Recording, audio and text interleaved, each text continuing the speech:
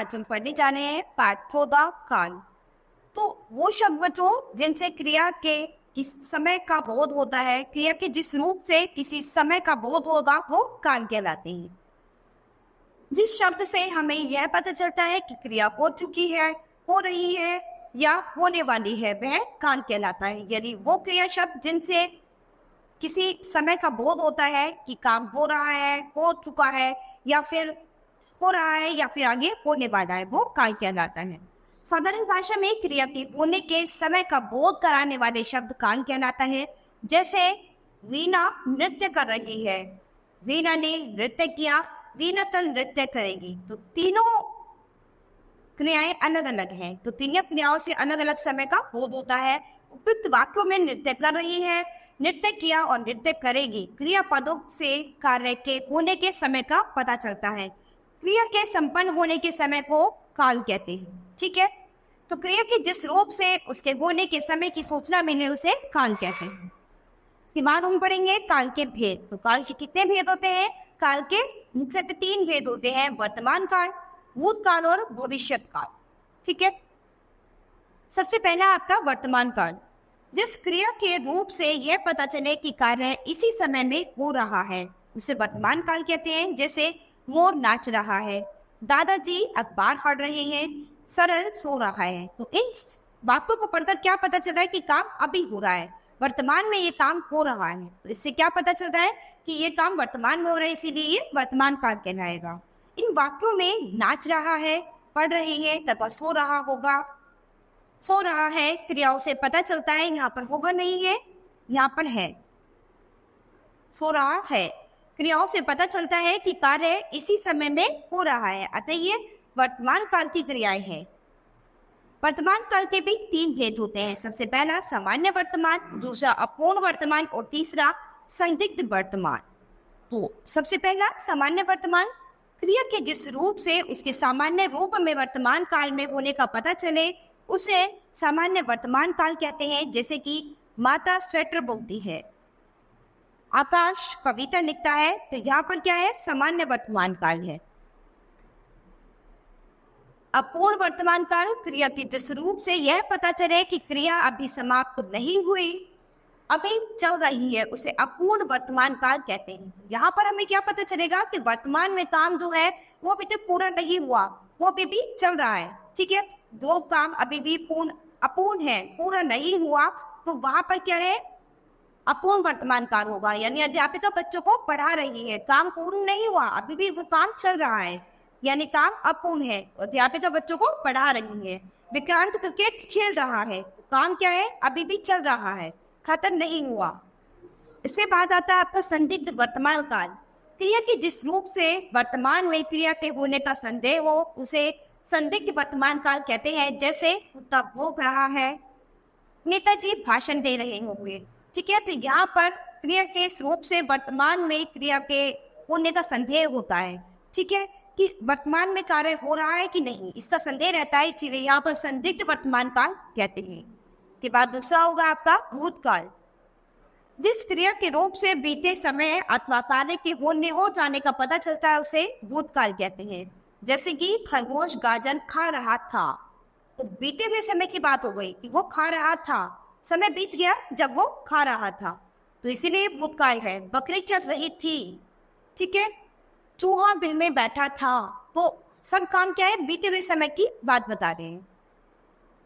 इन वाक्यों में खा रहा था, चल रही थी, वह बैठा था, क्रियाओं से पता चलता है कि कार्य हो चुका है, यानी काम बीते हुए समय में हो चुका है, अतः ये भूतकाल की क्रियाएं हैं। भूतकाल के 6 भेद होते हैं, सामान्य भूत, आसन भूत, पूर्ण भूत, अपूर्ण भूत, संदिग्ध भूत और हेतुमत भूत।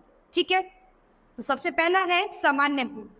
जिस क्रिया के रूप से कार्य के सामान्य रूप से भूतकाल में होने का पता चलता है उसे सामान्य भूत कहते हैं। जैसे वरुण ने निबंध याद किया, अश्विन आगरा गया, ये क्या है? सामान्य भूतकाल। इसके बाद आता है आसन भूत। जिस क्रिया के रूप से यह पता चले कि कार्य अभी अभी अर्थात कुछ ही समय पहले भूतकाल में पूरा हुआ है उसे आसन भूतकाल कहेंगे। जैसे कि मैंने दूध पिया है, यानी ये कार्य अभी अभी हुआ है ना। माही गई है, तो वो अभी अभी गई है, तो क्या है? कार्य अभी हाल फिलहाल में ही पूरा हुआ है। इसके बाद आता है पूर्णबोध। जिस क्रिया के रूप से पता चले कि कार्य वो पूर्ण हुए बहुत समय बीत चुका है उसे पूर्णबोध कहते हैं। जैसे कि गाय दूध दे चुकी थी, तो इससे क्या है कि कार्य बहुत समय पहले पूर्ण हो गया था, पूरा हो गया था। इस वाक्य को पढ़कर आपको ये पता चल रहा है। मैं घर गया था, तो क्या है, काम पूरा हो गया था बहुत समय पहले ही। इसके बाद है संदिग्ध बोध। जिस क्रिया के रूप से भूतकाल की क्रिया के होने में संदेह पाया जाता है उसे संदेह भूत कहते हैं। जैसे कि माँ खाना बना रही होंगी, ठीक है, तो हम ऐसे ही अनुमान लगा रहे हैं कि माँ इस समय खाना बना रही होंगी, ठीक है। ऐसे ही रानी ने कपड़े धोए होंगे, तो क्या है, भूतकाल की बात चल रही है लेकिन हमें संदेह है उस बात पर। इसके बाद है अपूर्ण बोध। क्रिया के जिस रूप से भूतकाल में कार्य के होने का पता चले उसे अपूर्ण बोध कहते हैं। जैसे कि विपिन पढ़ रहा था, तो क्या है, काम अपूर्ण था, जो बीते समय में काम चल रहा था वो अपूर्ण था, यानी विपिन पढ़ रहा था, उसके बाद नहीं आपको पता कि वो कब तक पढ़ा। इसके बाद वे नाच रहे थे, तो आपने उन्हें नाचते हुए देखा था, तो आपने कहा कि वे नाच रहे थे। अब उसके बाद वो क्या कर रहे थे आपको नहीं पता, तो इसीलिए क्या है, अपूर्ण बोध हो गया। इसके बाद हेतु हेतुमत बोध। तो क्रिया भूतकाल में होने वाली थी परंतु किसी कारण से न हो सकी उसे हेतु हेतुमत बोध कहते हैं। जैसे कि वर्षा होती तो सब फसल अच्छी होती, ठीक है, यानी ये क्रिया होने वाली थी, कार्य होने वाला था, लेकिन किसी कारणवश ये काम नहीं हो पाया, तो इसीलिए इसे हेतु हेतुमत बोध कहते हैं। यदि तेज चलते तो गाड़ी पकड़ लेते, ठीक है। इसके बाद आपका तीसरा है भविष्यत काल।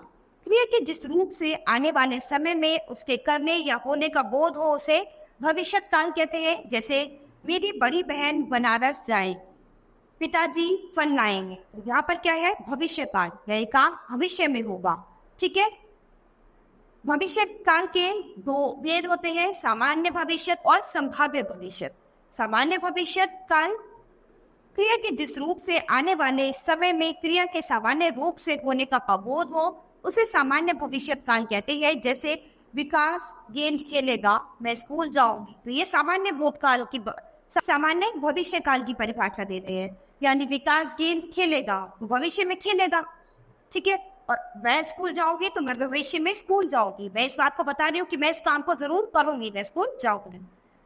इसके बाद है संभाव्य भविष्य काल, यानी यहाँ पर संभावना पाई जाती है कि हम भविष्य में इस काम को करेंगे, निश्चित नहीं होता लेकिन संभावना होती है। जहां आने वाले समय में क्रिया के होने या करने की संभावना पाई जाए वहां संभाव्य भविष्य काल होता है। जैसे कि शायद कल वर्षा हो, ठीक है, जिसे हम कहते हैं ना कि शायद कल वर्षा हो सकती है, तो क्या है, हमें संभावना रहती है, तो ये संभाव्य भविष्य काल होगा। शायद अंशिका दिल्ली जाएगी, तो क्या है, शायद हमें शंका रहती है, हमें संभावना रहती है कि ये काम शायद हो जाएगा, लेकिन होगा या नहीं होगा इसके विषय में हमें कंफर्म नहीं पता होता, ठीक है, इसीलिए यहाँ पर संभाव्य भविष्य काल होगा। बच्चों यहाँ पर इस पाठ में हमने काल के बारे में पढ़ा है, यानी क्रिया के जिस रूप से समय का बोध होता है वो काल कहलाता है, ठीक है। काल के भेद वर्तमान काल, भूतकाल और भविष्य काल। तो क्रिया के जिस रूप से हमें वर्तमान समय में कार्य होने का बोध होता है, वर्तमान समय का बोध होता है, वो वर्तमान काल कहलाता है। भूतकाल जिस क्रिया के जिस रूप से हमें बीते हुए समय का पता चलता है, यानी वो जो काम हो चुका है बीते हुए समय के बारे में बताता है, वो भूतकाल कहलाता है। और इसके बाद तीसरा है भविष्य काल। क्रिया के जिस रूप से हमें भविष्य में होने वाले काम के बारे में पता चलता है, यानी भविष्य के समय के बारे में पता चलेगा, वो भविष्य काल कहलाएगा, ठीक है। तो बच्चों आप कुछ ऐसे वाक्य बनाएंगे वर्तमान, भूतकाल और भविष्य काल से मिलते जुलते, जो इन वाक्यों में आप अच्छे से वो बनाएंगे, जिससे आपको वर्तमान काल, भूतकाल और भविष्य कालों के बारे में अच्छे से समझ आ जाएगी, ठीक है। तो बच्चों आज ये पाठ हमारा यही खत्म होता है। अब हम अपनी नई क्लास में मिलेंगे अपने नए पाठ के साथ। धन्यवाद।